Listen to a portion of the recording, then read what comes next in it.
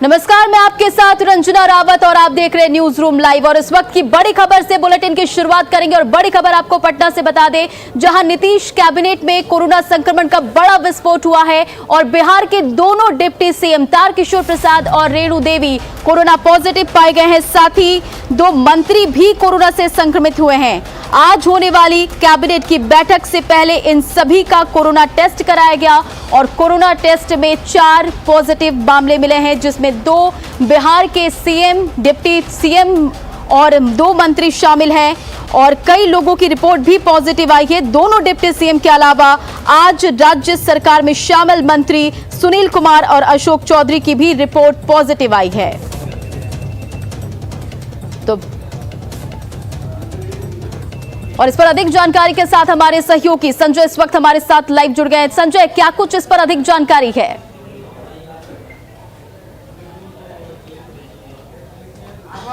जो सचिवालय है, ठीक हमारे पीछे सचिवालय है, मुख्य सचिवालय है, जहां पर कैबिनेट की बैठक 11:30 बजे से निर्धारित की गई है और मुख्यमंत्री समेत कई मंत्री जो है इस कैबिनेट की बैठक में पहुंच गए हैं। हालांकि जो खबरें आई हैं कि अशोक चौधरी, इसके अलावा जो दूसरे मंत्री हैं और डिप्टी सीएम रेणु देवी, तारकिशोर प्रसाद ने अभी से थोड़ी देर पहले आधिकारिक तौर पे इस बात की जानकारी दी है कि वो कोरोना पॉजिटिव हो गए हैं और ट्विटर हैंडल पर उन्होंने ट्वीट भी किया है। और अशोक चौधरी, रेणु देवी जो दूसरी डिप्टी सीएम हैं, उनके बारे में भी खबर आई है कि वो कोरोना पॉजिटिव हो गई हैं।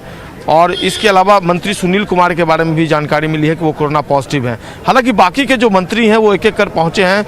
मुख्यमंत्री के अलावा जो दूसरे मंत्री हैं, चाहे वो विजय चौधरी हों या दूसरे शाहनवाज हुसैन हों, मदन सहनी हों, तमाम जो मंत्रीगण हैं वो यहाँ पर पहुँचे हैं।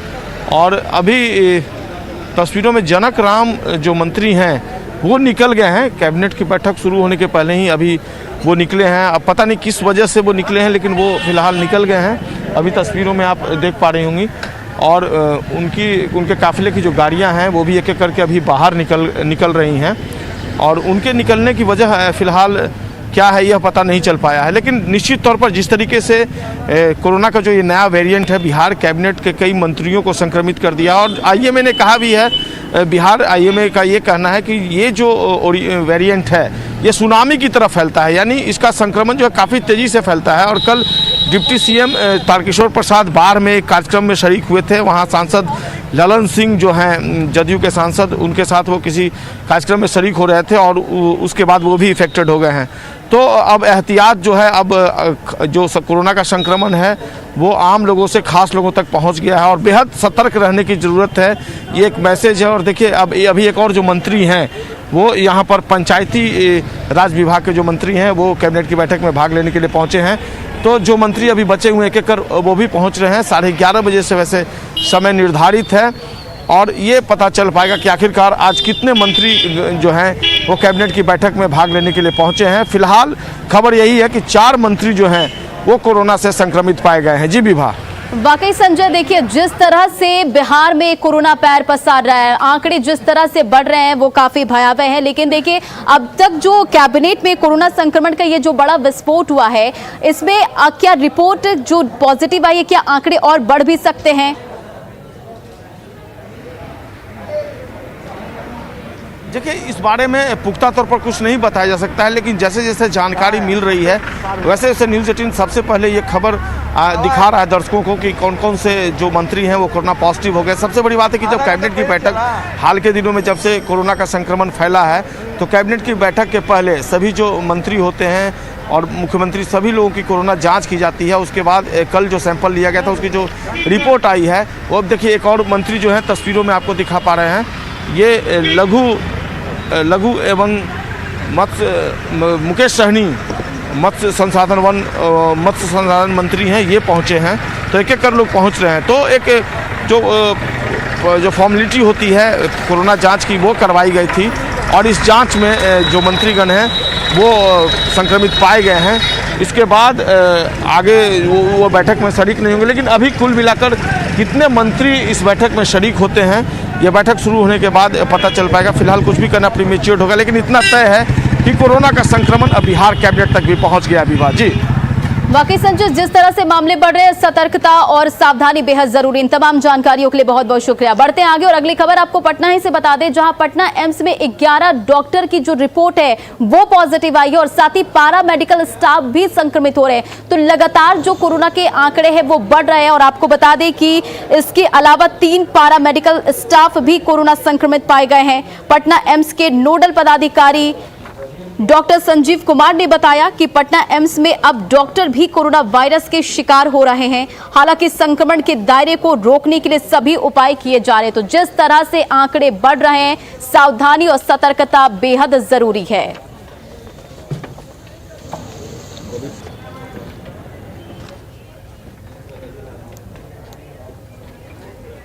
और झारखंड में भी लगातार कोरोना संक्रमित मरीजों की संख्या में इजाफा हो रहा है। लगातार जो मामले हैं, आंकड़े हैं, वो बढ़ते जा रहे हैं। पिछले 24 घंटे में 2000 से ज्यादा कोरोना के केसेस झारखंड में आए हैं। आपको बता दें कि झारखंड में 2681 नए मामले सामने आए हैं, जो सोमवार को दर्ज किए गए मामलों से दोगुने मामले हैं। वहीं झारखंड में 5 जिलों में सबसे ज्यादा मरीज मिले हैं। झारखंड में सबसे अधिक रांची में 1196 कोरोना संक्रमित मरीजों की पुष्टि हुई है। इसके बाद पूर्वी सिंहभूम में 402, बोकारो में 162, धनबाद में 181 और कोडरमा में 152 संक्रमित मरीजों की पुष्टि हुई है।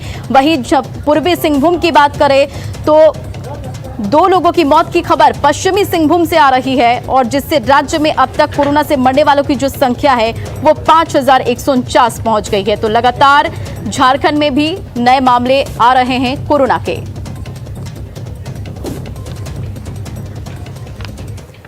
और देखिए, झारखंड में कोरोना की रफ्तार पर ब्रेक लगाने के लिए हेमंत सरकार ने कई एहतियातन कदम भी उठाए हैं और इसका जो है वो बीजेपी राज्य सरकार के द्वारा उठाए गए कदमों का स्वागत तो कर रही है, लेकिन कह रही है कि और भी काम करने की जरूरत है और क्या कुछ तैयारी है इसको भी स्पष्ट करना चाहिए।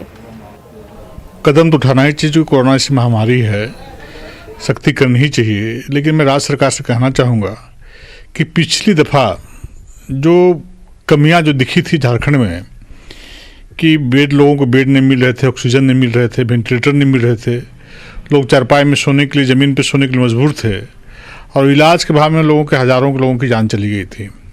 30 बार लॉकडाउन से पहले सरकार को इन सारी विषयों पर ध्यान देकर के चिंता करनी चाहिए ताकि झारखंड राज्य का एक जनता भी को हताहत कोई दिक्कत ना हो।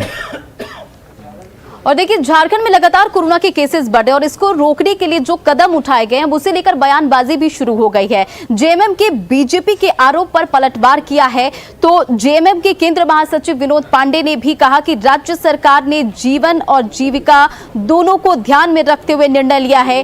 राजनीतिक रूप से चाहे कोई भी दल कुछ भी कहे, इसको ध्यान में रखते हुए उन्होंने निर्णय लिया है। राजनीतिक रूप से चाहे, और इस पर जो सरकार है सख्ती का जो है वो आम जनता भी स्वागत कर रही है। तैयारी पर सवाल भारतीय जनता पार्टी की तरफ से उठाना अपने आप में हास्यास्पद है, क्योंकि सरकार कितनी तैयार है ये इस राज्य के लोग भी जान रहे हैं और भारतीय जनता पार्टी के लोग भी जान रहे हैं कि पिछली बार जब ये संक्रमण काल था तो उस समय किस तरह से सरकार तैयार थी। पूरे देश में, दुनिया में हाहाकार मचा हुआ था। लेकिन झारखंड एक ऐसा राज्य है जहां पर बहुत कम संख्या में लोग हताहत हुए थे और सरकार गंभीरता के साथ उनको हर सुविधा उपलब्ध कराने का प्रयास कर रही थी। झारखंड में नक्सली सरकार, प्रशासन और पुलिस को खुली तौर पर चुनौती दे रही है और ये जो मामले आज पूर्वी पश्चिमी सिंहभूम से सामने आई है, जहां पश्चिमी सिंहभूम में माओवादियों के हमले ने मनोहरपुर से बीजेपी के पूर्व विधायक गुरुचरण नायक को बाल बाल बच गए हालांकि, लेकिन माओवादियों ने उनके 2 बॉडीगार्ड्स को भी गला रेत दिया और वहीं उनकी 3 AK-47 राइफल भी छीन ली और हमले के बाद माओवादी फरार हो गए। आपको बता दें कि प्रतिबंधित भाकपा माओवादी के सदस्यों ने गोइलकेरा के झिलरुआ गांव में एक फुटबॉल मैच के बाद हमला किया, जिसमें गुरुचरण नायक मुख्य अतिथि थे। नायक ने भीड़ में घुसकर अपनी जान बचाई और शहीद जवानों के नाम शंकर नायक और ठाकुर हेम्ब्रम है। आपको बता दें कि 2012 में भी आनंदपुर इलाके इलाके में माओवादियों के ऐसे ही हमले में भी गुरुचरण नायक बाल बाल बचे थे। और इस पर अधिक जानकारी के साथ हमारे संपादक झारखंड से संतोष कुमार हमारे साथ फोन लाइन पर जुड़ गए। संतोष, क्या कुछ इस पर अधिक जानकारी है? देखिए, एक मामला काफी गंभीर है और ये दिखाता है कि इस सरकार में माओवादियों के, नक्सलियों के हौसले किस तरीके से बुलंद हो रहे हैं, क्योंकि इनके ऊपर कार्रवाई जिस तरीके से लुंजपुंज रवैया रहा है सरकार का, माना जाता है कि राज्य का जो डीजीपी है, पहले उनका सूचना तंत्र बहुत मजबूत बताया जाता था, उनका पीआर का जो टीम है वो इस चीज को बताने में काफी सफल रहा था। जब हाल के दिनों में एक माओवादी को पकड़ा गया था तो उसमें ये बताने की कोशिश हुई थी कि डीजीपी का बहुत ही जबरदस्त सूचना तंत्र है, तो ऐसे में इतनी बड़ी घटना घट जाती है तो राज्य के डीजीपी कहां पर हैं, उनका सूचना तंत्र कहां फेल हुआ, क्यों उनको जानकारी नहीं लगी, क्यों इस चीज पर सवाल नहीं उठाया गया कि किस तरीके से आखिर इन माओवादियों पर को टैकल किया जाए। इस तरह की बड़ी घटना घट जाती है। इससे सिर्फ राज्य की दो सुरक्षा कर्मियों के शहीद होने की बात नहीं है, इस पे ये भी देखा जाना चाहिए राज्य की छवि बाहर बहुत खराब होता है। इसको लेकर अब जब इन्वेस्टमेंट की बात होगी तो इन्वेस्टमेंट डिरेल होगा, इसको लेकर जब टूरिज्म को बढ़ावा देने की बात होगी तो कोई टूरिस्ट नहीं आएगा झारखंड में, झारखंड की पूरी इमेज खराब होगी इस तरह की घटनाएं अगर घटती हैं तो। और ऐसे में अगर राज्य का डीजीपी, इसको जिम्मेदारी लेनी पड़ेगी डीजीपी को कि आखिर क्यों फेल हुआ, क्योंकि यहाँ जब भी कोई बड़ी घटना होती है इन लोगों के चेहरे पे जूं तक नहीं रेंगता इनके सिर पर, क्योंकि यहाँ घटनाएं घट जाती हैं, ये मानते हैं कि ये टेकन ग्रांटेड बना रहे रिपब्लिक है और इस तरह की घटनाएं घटती रहेंगी। अभी जो हमारे को सूत्रों से जानकारी मिली है उसके मुताबिक सरायकेला, हटिया, जमशेदपुर, चक्रधरपुर, ये 4 जगह पर जहां की काफी महत्वपूर्ण है और इन 4 जगह पर एसडीपीओ की तैनाती नहीं है। अब समझिए ये चारों जगह काफी महत्वपूर्ण है, नक्सल प्रभावित इलाके हैं और यहाँ पर एसडीपीओ जैसे पद पर खाली रहना, पिछले 3 महीने से ये पद खाली हैं। और ये भी हमारे को जानकारी मिली है कि गृह मंत्रालय के पास ये फाइलें पड़ी हुई हैं, लेकिन गृह मंत्रालय पिछले 3 महीने से आखिर क्या इस तरह की नक्सली गतिविधियों का इंतजार कर रही थी कि उनके पास फाइल को क्लियर करने के लिए वक्त नहीं था। पिछले 3 महीने से आखिर कौन सी ऐसी बड़ी घटना, कौन से ऐसे बड़े काम गृह मंत्रालय कर रहा था जिसमें कि ये फाइलें क्लियर करने में उनको तकलीफ हो रही थी, या फिर इसके पीछे कोई और वजह है, इन फाइलों को लटकाने के पीछे कोई और वजह है। एसडीपीओ की तैनाती नहीं कर रहे, क्या आपके पास आईपीएस रैंक के अधिकारियों की कमी थी? वेटिंग फॉर पोस्टिंग में इतने सारे अधिकारी हैं जिनको बेचारों को तनख्वाह नहीं मिल रही है, काफी परेशानी झेल रहे हैं, तो आखिर इनके साथ क्यों? आप इसका मतलब है कि जो आपका काम है आप वो काम नहीं कर पा रहे हैं। वाकई संतोष, जो आप जानकारी दे रहे वो काफी अहम है और जिस तरह से नक्सली लगातार झारखंड में प्रशासन और पुलिस को चुनौती दे रहे हैं और जिस तरह से अभी पूर्व विधायक ने अपनी जान भीड़ में बचकर अपने आप को बचाया, वो कई अहम सवाल खड़े करते हैं। और ये क्या कुछ है इस पर आखिर क्यों? और भी इसमें ये जानकारी ये भी मिल रही है कि कोल्हान प्रमंडल, पूरे प्रमंडल में डीआईजी अधिकारी नहीं है। आखिर किसका इंतजार? आपने डीआईजी, जो एसपी को आपने डीआईजी के लिए प्रमोट कर दिया है, अब वो ना एसपी की भूमिका निभा पा रहा है ना डीआईजी की भूमिका निभा पा रहा है। चलिए, इन तमाम जानकारी के लिए बहुत बहुत शुक्रिया। बढ़ते हैं आगे और अगली तस्वीर आपको नालंदा से दिखाएंगे, जहां एक चलती कार में आग लग गई। गनीमत ये रही कि कार सवार 4 लोग ने अपनी जान कूदकर बचाई। तो नालंदा से ये खबर, जहां नालंदा के बिंद सरोबरी पुल के पास चलती कार में आग लग गई। गनीमत ये रही कि कार में बैठे 4 लोगों ने कूदकर अपनी जान बचाई। जम्मू निवासी सिकंदरपुर कुमार वाजपेयी पटना के बेउर से कार की सर्विसिंग कराकर अपने घर लौट रहे थे और सरोबरी पुल के पास कार बंद हो गई और इंजन से धुआं निकलने लगा। बताया जा रहा है कि शॉर्ट सर्किट की वजह से कार में आग लगी होगी। दमकल की गाड़ियों ने काफी मशक्कत के बाद आग पर काबू पाया।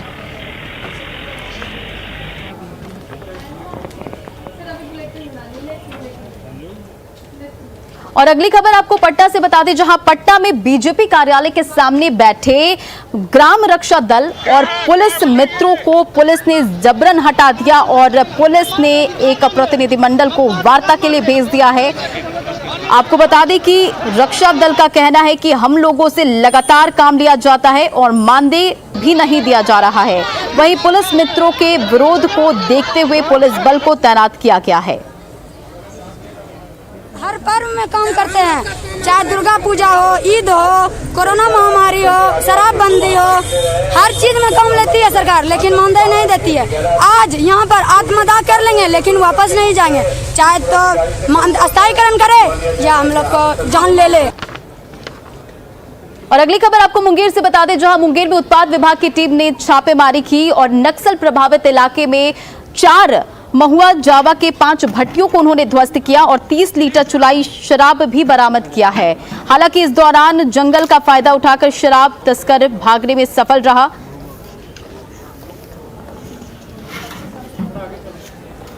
मिली थी कि खोपावर लड़ैयाटार थाना क्षेत्र में एक जगह है, चौड़ और पहाड़ी क्षेत्र है, जहाँ पे चुलाई शराब बनाने की सूचना थी।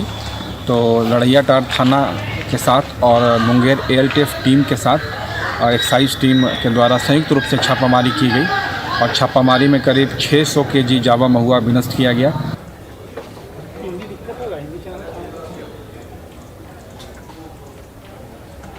और देखिए, इधर झारखंड के शिक्षा मंत्री जगन्नाथ महतो ने झारखंड मंत्रालय में मुलाकात की है और उन्होंने मुलाकात के बाद जगन्नाथ महतो ने कहा कि मुख्यमंत्री को उन्होंने एक पत्र भी सौंपा है और पत्र में राज्य के सरकारी स्कूल में पढ़ने वाले कक्षा 9 के सभी छात्रों को लैपटॉप देने का आग्रह किया है। मुख्यमंत्री हेमंत सोरेन ने हरी झंडी मिलने की उन्होंने उम्मीद भी जताई है और अगर मुख्यमंत्री से अनुमति मिली तो राज्य के 4,25,000 छात्रों को लैपटॉप मिलेगा। और शिक्षा मंत्री जगन्नाथ महतो ने कहा कि बहुत जल्द जैक अध्यक्ष अपना पदभार ग्रहण कर लेंगे। माननीय मुख्यमंत्री जी को पत्र द्वारा आग्रह किए हैं कि क्लास 9 के बच्चों को सभी को लैपटॉप दीजिए, सभी को, जेंडर, जो ऑनलाइन क्लास हो सके। हमने अपना विचार सौंप दिए हैं माननीय मुख्यमंत्री जी को और हमको लगता है कि कर देंगे। क्लास 9 तक के बच्चों को क्लास 9 से हम नीचे दे के क्या करेंगे? 9 और 10 दोनों 9 तो दे तो हो गया, जितना आएगा जो मैट्रिक परीक्षा देते हैं वही गिनती है।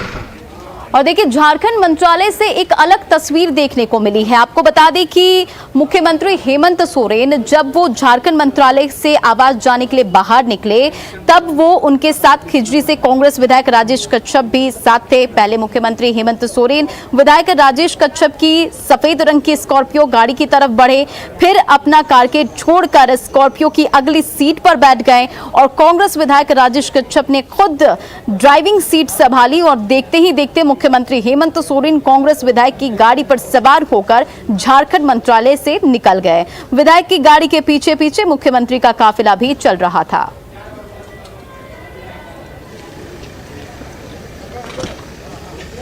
और अगली खबर आपको बता दें कि 11 से 14 जनवरी तक तेलंगाना में 8वीं जूनियर टारगेट बॉल चैंपियनशिप होने वाली है और जिसमें बिहार की टीम भी शामिल हो रही है और इसके लिए बिहार की टीम मुजफ्फरपुर में प्रैक्टिस भी कर रही है। खिलाड़ियों का कहना है कि वे पूरी मेहनत कर रही हैं और बेहतर प्रदर्शन की उम्मीद है। वहीं बिहार टारगेट बॉल संघ के अध्यक्ष ने कहा कि बिहार की टीम काफी अच्छी है और जीत निश्चित है।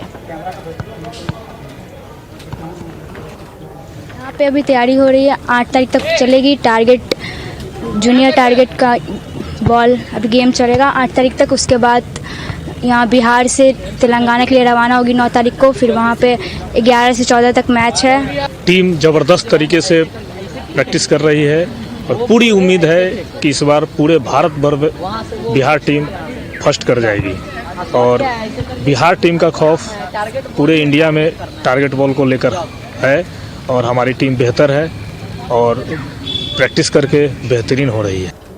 और अगली खबर आपको चतरा से बता दें, जहां चतरा में तमासिन वाटरफॉल में सेल्फी लेने के दौरान एक युवक डूब गया था, लेकिन अब तक उसकी कोई खबर निकलकर सामने नहीं आई है, कोई सुराग नहीं मिला है। पिछले 2 दिनों से युवक की खोजबीन में स्थानीय गोताखोरों को कोई सुराग हाथ नहीं लग पाया है, जिसके बाद जिला प्रशासन की मदद से एनडीआरएफ की टीम को बुलाया गया। एनडीआरएफ की टीम ने भी फॉल में डूबे युवक को करीब 5 घंटे तक तलाश की, लेकिन उसका कोई पता नहीं चला। आखिर में एनडीआरएफ की टीम ने भी हार मान लिया और वापस लौट गए।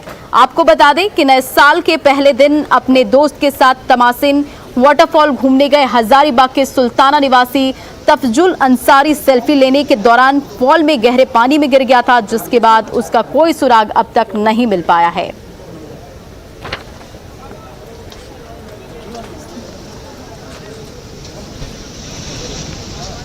और अगली खबर भी आपको चतरा से बता दें, जहां चतरा में सिमरिया सीएसपी संचालक से लूटकांड के मामले में पुलिस को बड़ी कामयाबी मिली है और लूटकांड के 4 दिनों के अंदर घटना में शामिल सभी 7 लुटेरों को गिरफ्तार कर लिया गया है। सभी अपराधियों की गिरफ्तारी सिमरिया लुटेरों की गिरफ्तारी जो है वो लावालौंग समेत लातेहार के बालूमाथ थाना क्षेत्र से हुई है। अपराधियों के पास से लूटे गए 96,000 रुपए नगद, 4,000 का बिल और लूट में इस्तेमाल की गई 3 बाइक, लूट के मोबाइल भी जब्त कर लिए गए हैं। लूटकांड में एक नाबालिग भी शामिल था। इस कांड का उद्भेदन हेतु पुलिस अधीक्षक महोदय द्वारा एक एसआईटी टीम का गठन किया गया था। एसआईटी टीम ने त्वरित कार्रवाई करते हुए 4 दिनों के अंदर इस कांड में शामिल सभी 7 अभियुक्तों को गिरफ्तार करने में कामयाबी हासिल की है।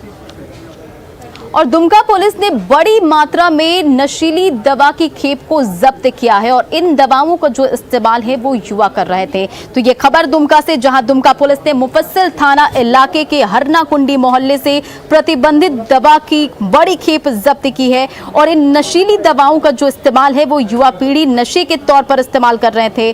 छापेमारी में कफ सिरप की 4,500 बोतल और 50,000 से ज्यादा टैबलेट भी जब्त किया गया है। छापेमारी में एक निजी स्कूल के शिक्षक को भी गिरफ्तार किया गया है और उनके घर से लाखों रुपए के नशीली कफ सिरप और टैबलेट भी बरामद किया है। मामले में एक दंपति को भी आरोपी बनाया गया है जिनके नाम सूरज गुप्ता और जूली कुमारी है।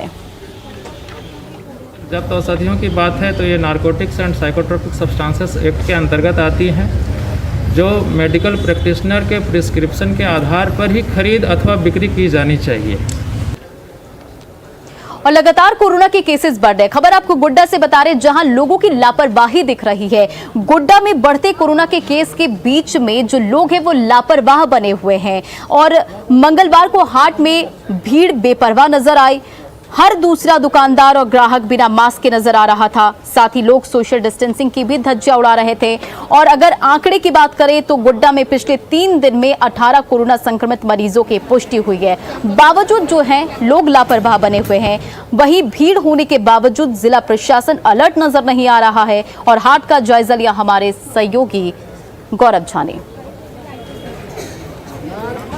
झारखंड में बढ़ते कोरोना केसेस के बीच जहां सरकार एक और रात्रि में बंदी का ऐलान कर चुकी है, तो वहीं दूसरी ओर लोग अब भी लापरवाह बने हुए हैं। इस वक्त हम गोड्डा के हाट परिसर में हैं और स्थिति ये है कि हर दूसरा इंसान यहाँ पर बिना मास्क का दिखेगा।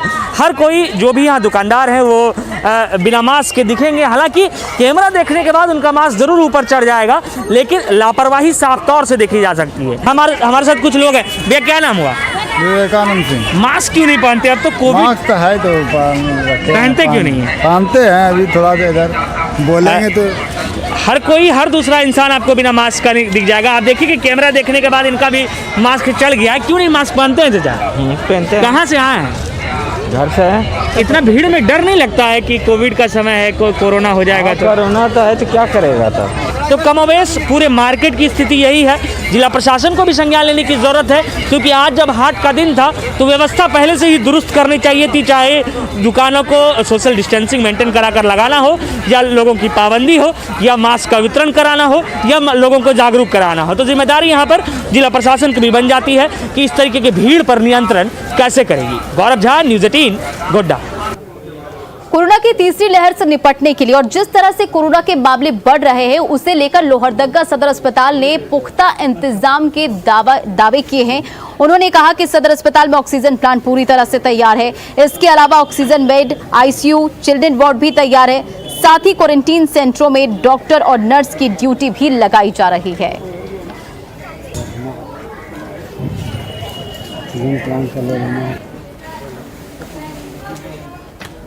और फिलहाल इस बुलेटिन में इतना ही। बने रहे आप न्यूज़ 18 बिहार झारखंड के साथ।